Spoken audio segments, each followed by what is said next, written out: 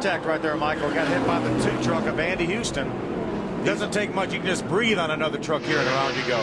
Yeah, these guys, the intensity level picks up, Bill, as the leader. Oh, you see there, he wasn't in there, but he said, I think I can get in there. And Robert closed the hole and went for a spin.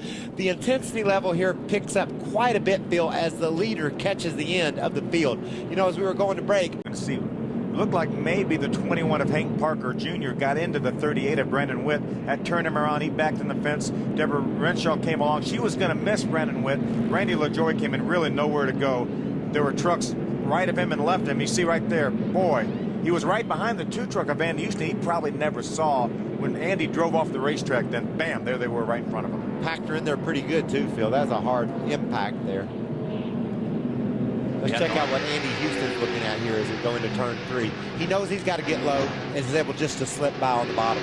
Randy LaJoie is right behind the 2 truck of Andy Houston. What happened to Paul White?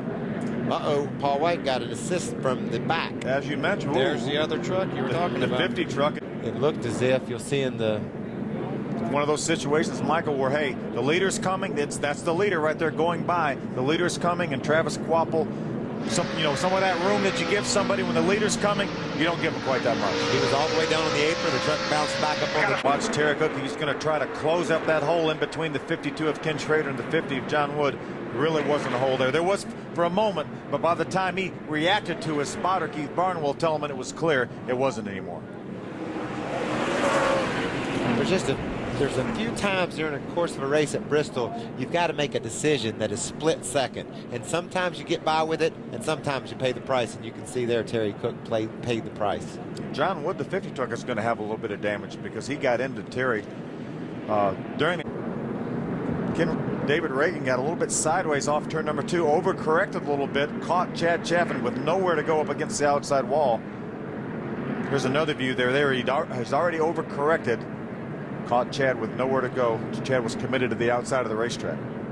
Chad's third in the points, and that's something that happens at Bristol that he couldn't avoid it. He was just minding his own business. The truck goes sideways and into the wall. He had. There he gets beside him. He's right almost up to his door. Oh, wow. Mike Skinner comes down the hill. Around they go. If this wasn't inside of 5 laps to go, that accident would have never happened, Michael. Mike tried to just squeeze his room, squeeze as much of the racetrack as he could down. And Dennis ran on the apron, got sideways, and spun out. That's exactly what happened to me up at IRP when I drove a truck race a couple of weeks ago. You get down underneath the guy, and you try to keep your truck